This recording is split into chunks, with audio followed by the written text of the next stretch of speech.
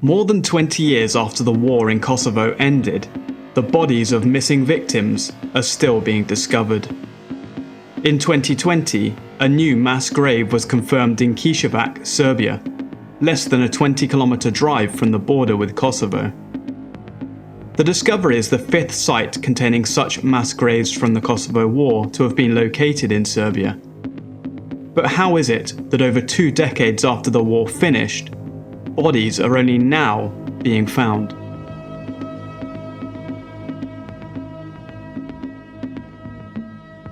Between January 1998 and December 1999, more than 13,000 people were killed or disappeared in Kosovo during the war and its immediate aftermath.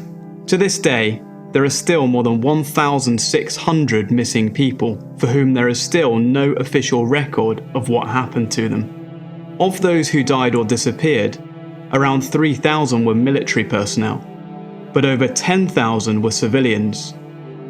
This includes almost 8,700 Albanians, 1,200 Serbs, and 450 Roma and other minorities.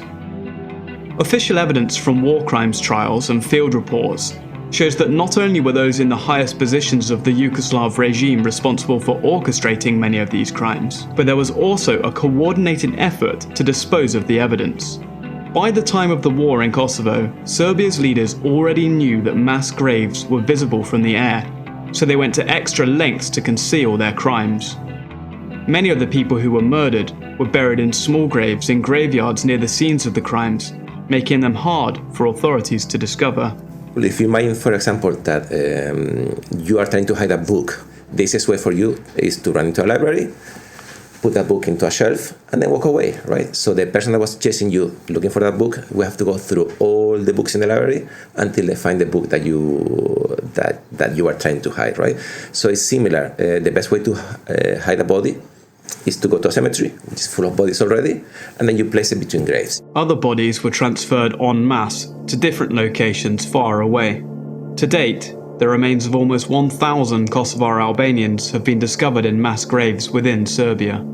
In many instances, victims of the same massacre were buried in different locations.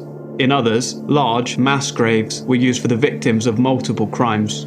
Information about these deliberate attempts to hide evidence was first revealed in a Serbian Ministry of the Interior report in May 2001. The following month, excavations began at 2 Ministry of Interior sites, at Batajnica on the bank of the river Danube in Serbia's capital Belgrade, and at Petrovo Selo in the east of the country. Over the next 2 years, 8 mass graves were uncovered at the Batajnica site, containing the mortal remains of 744 Kosovar Albanians. All of the victims had been killed in a 2-month period between March and May 1999 in various locations around Kosovo. 309 of the victims buried here were from the largest massacre of the whole war, the Maia massacre, in which at least 348 civilians were killed. 2 mass graves were discovered at the Petrovo Selo site, containing the mortal remains of at least 61 victims from different massacres. 20 had been shot in the head, in execution-style killings. In September 2001, a 3rd site was excavated at Lake Peruchac, which contained the remains of 84 victims. Some were contained within a refrigerated truck. Tribunali Hagës ka dëshmuar që trupat janë marrë nga varrezat që kanë qenë në Kosovë, gjithandej Kosovës, nga varrezat në Prizren, në vende tjera, në mënyrë të organizuar janë zhvarros, shpesh herë edhe me asistencën e kompanive higjiotechnike, janë vendosur në kamion dhe janë dërguar në drejtim të Serbisë. After those initial mass graves were discovered, the pace slowed down. It would take more than a decade to find another mass grave, this one in Rudnica, near the border with Kosovo, in December 2013. The remains of 52 bodies were subsequently discovered there in a disused quarry.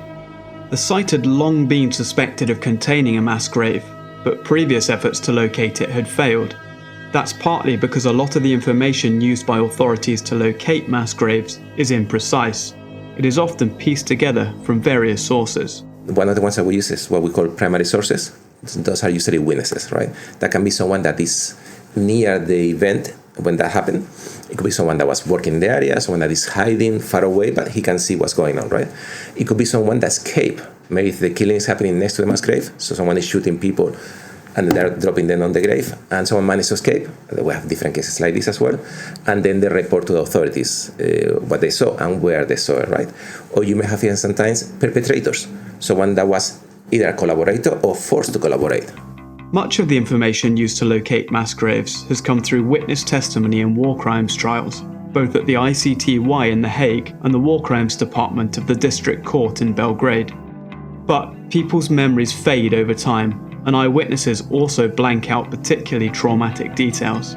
Authorities therefore cross-reference witness accounts with other sources such as field reports from agencies working on the ground during the war. The key to finally locating the mass grave at Kiževak recently, after years of searching, was aerial footage. Because the site was a quarry, there were often changes to the landscape due to the digging, while satellite images 20 years ago were much lower quality than those available today. But ULEX carried out a pixel-by-pixel comparison of Google Earth images over time, with satellite images taken back in 1999, and ultimately pinpointed the precise grave site. They then worked collaboratively with institutions in Kosovo, Serbia, and internationally to set about carefully excavating the site. After 22 days of painstaking examinations in May, authorities in Kosovo and Serbia confirmed that the bodily remains of 9 people had been discovered in the Kiževak grave. So the next step is now, after the bodies are excavated, so they all have an autopsy, right? They all receive an autopsy, and DNA samples are taken. That usually bone fragments are taken, sent to a lab, in this case ICMP, and now we have to wait for the results of the DNA. This can take usually 3 months, can be longer, depends how busy the labs are and so on, right? And after that, we identify the family. So there's a matching with the families that donated blood, and then each body will be identified. DNA is 99.99% effective. So usually when the DNA says that this person is this person, it's usually, that's it, it's fully identified. And then the next step will be the handover to the families.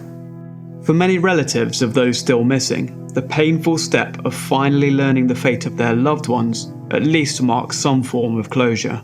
Sigurisht që ata ndjejnë dhimbje dhe sot do të ndjejnë gjithmonë, mirë po e kanë mbyllur atë kapitullin më të vështirë të jetës tyre, pra dhimbjen konstante për familjarët e tyre zhdukun. Nëse vazhdojnë të jetojnë me atë agonin, pa informacionet të sakta se çka ka ndodhur me familjarët e tyre, dhimbja e tyre nuk do të shruhet kur dhe do të jetë në intensitet njëjtë sikur edhe në kalumen. It is suspected that around 11 further mass graves from the war in Kosovo may still exist. The painstaking hunt to locate them goes on.